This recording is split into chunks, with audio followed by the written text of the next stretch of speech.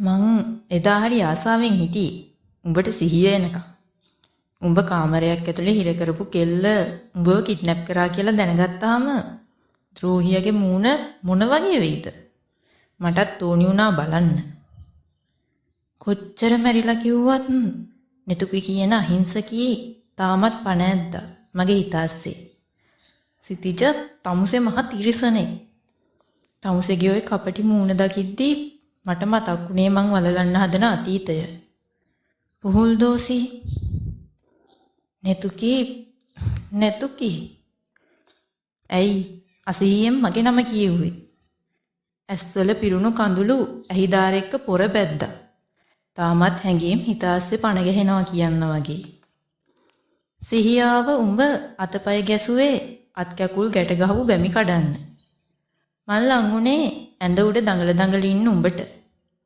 මොකද මහත්තයෝ අන්තිමට කවුද කාවද හිර කරේ? අහපු මං hina වුණා මහ හයියෙන්. ඒත් මට හිතුනේම මං hina වුණේ කෑ ගහලා අඬන්න බැරි නිසා කියලා. නෙතුකි තමුසෙට මොකද වෙලා තියෙන්නේ? මගේ අත් දෙක ලියනවා. උඹ බෙරිහන් දෙද්දී මගේ හිත පිරුණේ කුරිරු සතුටකින්. මේ යකඩ කූර ඇඟේ වැදුනොත් මොනා වෙයිද? මං ඇහුවේ රත් කරපු යකඩ කූරක් ඔයාගේ ඇඟට ලං කරන ගමන්. ඒත් හිතේ හිටපු මෝඩි ඒක උඹට රිද්දන්න දුන්නේ නැහැ. තමුසෙට පිස්සු. මට පිස්සු තිබුණේ නැහැ. උඹ මට පිස්සු හැදෙව්වා. මං කෑ ගැහුවේ යටගිරියෙන්. ඇයි දන්නේ නැහැ? ඒත් එදා උඹේ මගේ දෙන්නගෙම ඇස්වල කඳුළු තිබුණා. එදා රෑ උඹට කෑම අරන් එද්දී අත් කකුල් වල බැමි එක්ක උඹට එහෙම්මම ඇඳේ නිඳ ගිහින්. උඹ හැරුණේ මං උඹේ තුවාල වුණු අතට බේත් දදා ඉද්දී. කොයි වෙලේද අත තුවාල වුනේ කියලා මං ඇහුවේ හිතප්පපුවන් නැති ගානට. ඇයි තුවාලට බේත් දැම්මේ? උඹ ඇහුවේ තාමත් මට ආදරේ නේද කියලා කෙලින් නොඅහා. මටම බල කරා ආයෙත් උඹේ මායන් වල පැටලෙන්නේ නැතුව ඉන්න.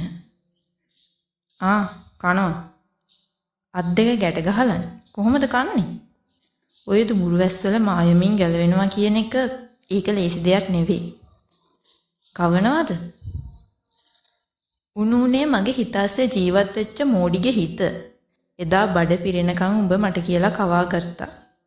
උඹ මගේ උරහිසට හේතු වෙලා ඉද්දී මාත් සද්ද නැතුවම හිටියා. ඔයාට හේතු වෙලා ඉන්න දීලා. නෙතුකි මං ඉස්සර හිටිය නෙතුකි නෙවෙයි. එහෙනම් මැයි මට උරහිසට හේතු වෙන්න දුන්නේ? උඹ එහෙම අහද්දී මං උඹව ඇඳට වැටෙන්න තල්ලු කරේ මගේ හිතට ආව තරහ නිසා. මගේ මොලේ මටම විහිළු කරා. රෑ වැටුණ වලේ දවල් වැටෙන්න යන මෝඩයා කියලා. මං එදා රෑ උඹේ කාමරේට ආවේ ඇඳේ පෙරලෙන්න තියෙන හැම පැත්තටම පෙරලිලා නිින්ද යන්නේ නැති තැන. මොකක්දෝ හේතුවකට මගේ හිත තාමත් හොයනවා. ඒ පුරුදු උණුහුම. ඔයත් ඇහැරිලා කියන්නේ. මං එනවා දැකපු උඹ කීවුවේ ලාවට hina වෙලා. මං ආවේ උඹ පැනලා ගිහින්ද කියලා බලන්න. මං හංගන්න හැදුවේ හිත ඇස්සේ පණ ගැහෙන හැංගීම්. ඇයි මාව හිර කරන් ඉන්නේ කියලා උඹ අහද්දී මං කිව්වේ පලිගන්න කියලා.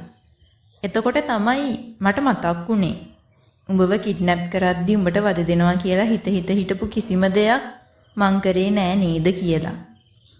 පලිගන්න නම් ඕන උනේ ඇයි මට කැව්වේ? ඇයි තුවාලෙට බේත් දැම්මේ?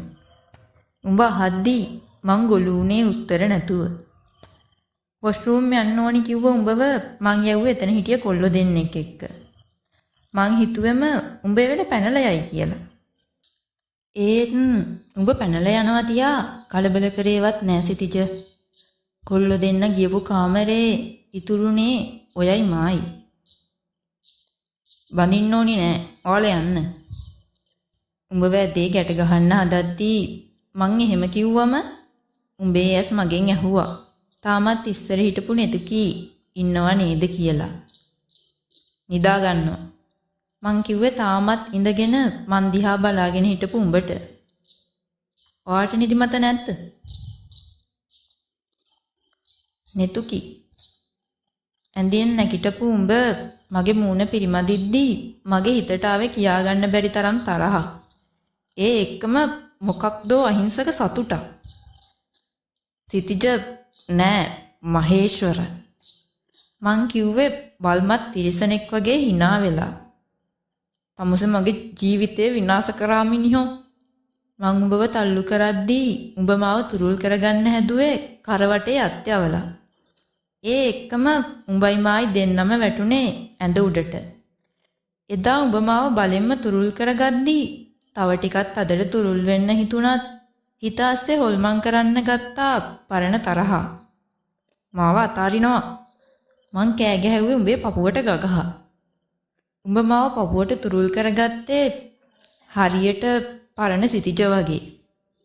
එදා මං උඹේ තුරුලෙන් මිදුනේ අතේ තිබුණ නිලයක් අල්ලලා. එදා මං එළියට ගියේ ගැන්සියේ කොල්ලෙට්ට කියලා ආයෙත් උඹව ඇදේ ගැටගස්සෝලා. උදේට කන්න ගෙනාවේ මස් හොදි එක්ක රොටි.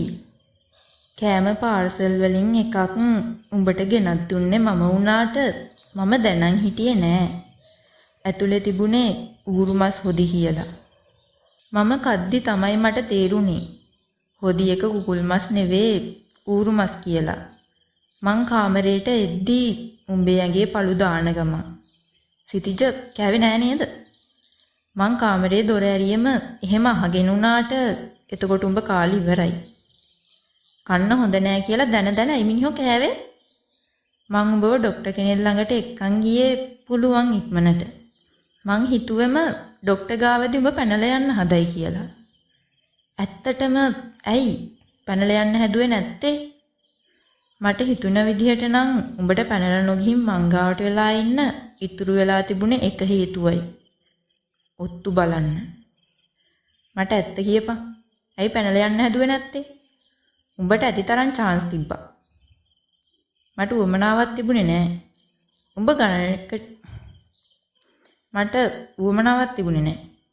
උඹ ගණනකට නොගෙන කියලා ඇඳේ අනිත් පැත්තට හැරුණ එකෙන් වැඩි උනේ මගේ හිතේ තිබුණ සැකය. ડોක්ටර් දුන්න ක්‍රීම් එක බිබිලි වලට ගාගත්ත උඹ දැඟලුවේ පිටට ක්‍රීම් එක ගාගන්න බැරුව. කෝ මෙහෙ දෙනවා. උඹේ අතේ තියෙන ක්‍රීම් එක මං ගද්දි දුඹුරු ඇස් hina උනේ මන් දිහා බලලා. මේ බෙඩ්ෂීට් එක රැයට පොරව ගන්නවා කියලා බෙඩ්ෂීට් එක ඇඳ උඩට විසික් කරලා මං කාමරෙන් යන්න හදද්දි තමයි උඹ මාව අතින් අල්ලලා නැවැත්තුවේ. නෙතුකි යන්න එපා. මාව අල්ලගත්තු උඹේ අත මං ගසලා දැම්මේ හිතක් පපුවන් නැති ගානට. මං කාමරේ දොර ඇරන් එළියට යන්න ඔන්න මෙන්න. නෙතුකි දැනගන්න ඕනේ නැද්ද ඔයාගේ තාත්තගේ රහස්? මං එක තැන ගල් ගැහුනේ උඹේ ඒ වචනවලට. ෂින්සගේ කතා කියවන්න ආස ඔයාලා එන්න. එයාගේ අනිත් කතා ටිකත් කියවන්න. දඬුවම නොකීපෙම සෙල්ලම් බෝනික්කි තව ගොඩක් තියෙනවෝ මේ පැත්තට එන්නෝ.